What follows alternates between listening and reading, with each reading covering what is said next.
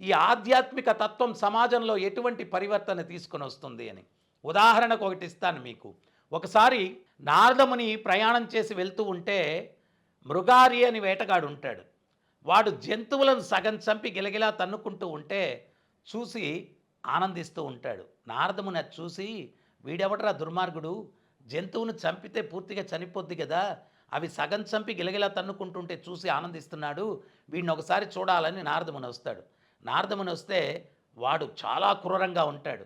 అరే ఎందుకురా ఇట్లా చంపేదేదో పూర్తిగా చంపొచ్చు కదా, ఇట్లా చేస్తున్నావంటే వాడంటాడు, అవి గిలగిలా తన్నుకుంటుంటే చూసి నాకు ఆనందం వస్తుంది అంటాడు.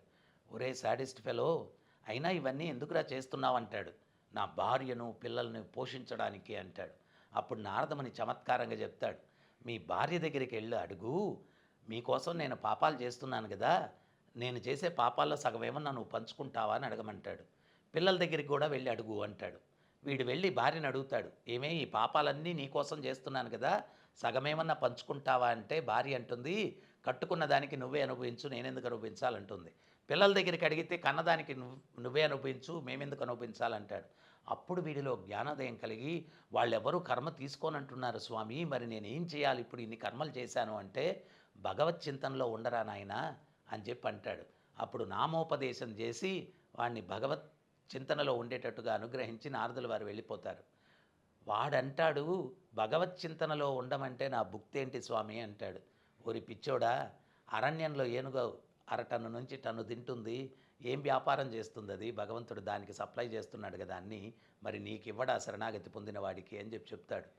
వాడు సన్మార్గంలోకి వచ్చి సాధన చేసుకుంటూ ఉంటే చుట్టుపక్కల గ్రామస్తులందరూ కూడా, మృగారి అంత కఠినాత్ముడు వేటగాడు, వాడు సాధువుగా మారాడంట అని చెప్పి చూడ్డానికి వస్తూ, సాధువు దగ్గరికి ఒట్టి చేతులతో రాకూడదని ధాన్యమో పండో ఫలమో ఏదో తీసుకొని వచ్చిస్తే వాడు తినడం కాకుండా ఆ నిత్యాన్నదాన కార్యక్రమం మొదలుపెట్టాడంట. అంత గొప్ప స్థాయికి వెళ్ళాడు. ఒకసారి పర్వతముని నారదముని ఆ మార్గంలో వెళుతూ, నాకొక శిష్యుడున్నాడు చూపిస్తాను అని చెప్పి పర్వతముని తీసుకొని వస్తే, అప్పుడు పర్వతముని ఆ మృగారిని చూసి ఆశ్చర్యపోతాడు. గురువుగారిని చూసిన తక్షణమే 10 అడుగులు వెనక్కి వేస్తాడు. గురువును చూస్తే సాష్టాంగ నమస్కారం చేసుకోవాలన్నటువంటి సంస్కారం కూడా లేని వ్యక్తిని చూపించడానికా ఇంత దూరం నన్ను తీసుకొచ్చాడు నారదముని అనుకునే లోపలే వాడు 10 అడుగులు వెనక్కి వేసి తన పైన ఉన్న కండువా తీసి నేల మీద ఉన్నటువంటి క్రిమి కీటకాదులను పక్కకు జరిపి అప్పుడు సాష్టాంగ నమస్కారం చేస్తాడనమాట. అప్పుడు పర్వతముని అరే ఎంత తప్పు చేశాను నేను అనుకున్నాడు. అంటే ఒకప్పుడు జంతువుని సగం గిలగిలా తన్నుకుంటూ ఉంటే చూసి, సగం చంపి గిలగిలా తన్నుకుంటూ ఉంటే చూసి ఆనందించేటువంటి వ్యక్తి ఈరోజు చిన్న క్రిమికీటకాదికి కూడా హాని తలపెట్టకూడదు అని వాటిని పక్కకు జరిపి అప్పుడు సాష్టాంగ నమస్కారం చేశాడు. ఆధ్యాత్మిక చింతన అన్నటువంటిది ఇటువంటి పరివర్తన సమాజంలో తీసుకొని వస్తుంది.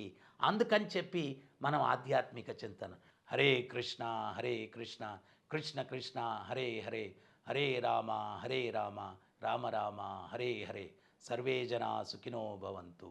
హరే కృష్ణ.